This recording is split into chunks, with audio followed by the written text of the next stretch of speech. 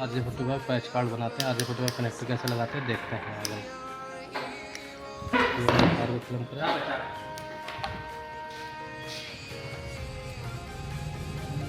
का ऑरेंज का वाइट हो गया, ये ऑरेंज हो गया, फिर आपका ये ग्रीन का वाइट, फिर आपका ब्लू आ जाएगा। आपको ध्यान रखना है कि दोनों साइड कनेक्शन सेम होने चाहिए। ये हो गया ब्लू, ब्लू का वाइट, फिर हम लेंगे ग्रीन, फिर हम लेंगे ब्राउन का वाइट, फिर लेंगे ब्राउन, फिर अभी उसको हम कट करेंगे वायर को।